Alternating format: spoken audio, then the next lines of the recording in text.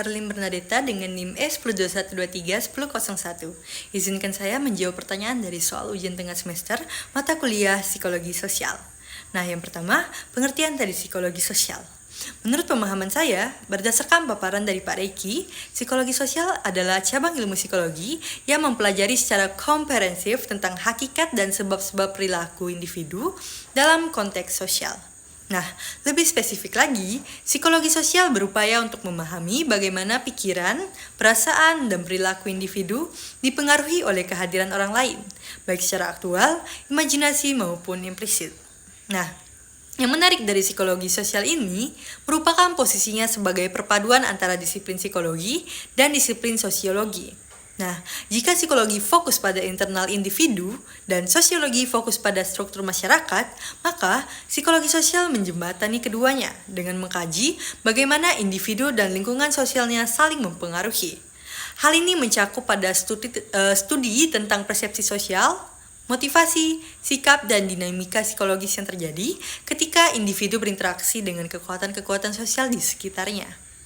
Lanjut ke nomor yang kedua, kaitan pembangunan sosial dengan kajian psikologi sosial. Nah, di sini dijelaskan bahwa pembangunan sosial dan psikologi sosial memiliki hubungan yang sangat erat dan saling melengkapi, di mana pembangunan sosial pada dasarnya merupakan upaya terencana untuk meningkatkan suatu kesejahteraan masyarakat melalui perubahan sosial yang positif.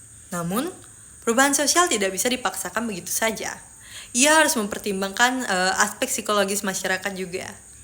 Jadi, disinilah psikologi sosial ini berperan sangat penting dalam merancang sebuah program pembangunan yang sangat efektif.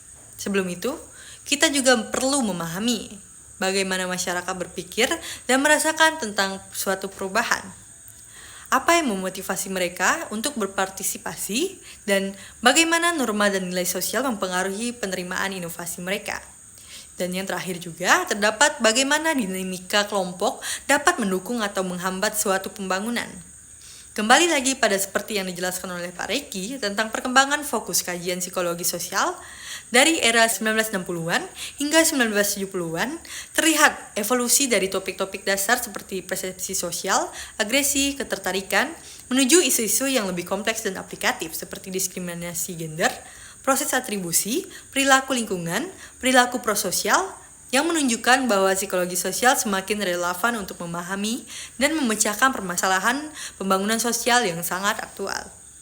Oke, lanjut ke nomor yang ketiga, di mana analisis fenomena aksi dalam demo dengan teori belajar sosial. Nah, di sini fenomena penyebaran aksi demonstrasi yang cepat seperti api menjalar di jerami dijelaskan dengan sangat baik menggunakan teori belajar sosial atau social learning theory. Nah, berdasarkan paparan Pak Reiki, teori ini menekankan bahwa yang pertama, mekanisme pembelajaran observasional, bahwa proses belajar sosial terjadi ketika individu mengamati dan meniru perilaku orang lain. Terutama, model yang dianggap mereka memiliki nilai atau status tertentu. Dan di sini, dalam konteks demonstrasi terdapat yang pertama, modeling. Ketika seorang melihat demonstrasi di suatu daerah, baik melalui media sosial, televisi, atau kabar dari orang lain, mereka mengobservasi bagaimana aksi tersebut dilakukan, tujuannya apa, dan bagaimana responnya. Yang kedua, terdapat penguatan secara tidak langsung. Nah, di sini individu tidak perlu mengalami sendiri konsekuensi dari demonstrasi tersebut. Jadi, mereka cukup melihat bahwa demonstrasi di tempat lain mendapatkan perhatian publik seperti liputan, media, atau bahkan mereka mencapai tuntutannya. Nah, hal ini menjadi penguatan yang diterima secara tidak langsung, yang memotivasi mereka untuk melakukan hal serupa. Terus yang ketiga, terdapat juga sebuah ekspektasi. Jadi, seperti yang disampaikan oleh Pak Reiki, perilaku individu sebagai akibat dari belajar sosial terhadap suatu perilaku model akan cenderung muncul apabila calon peniru berperilaku bahwa perilaku yang akan dimunculkannya akan mendapatkan ganjaran yang sama yang diterima oleh modelnya.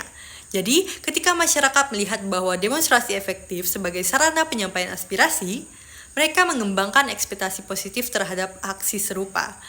Baik, sekian penjelasan saya. Terima kasih.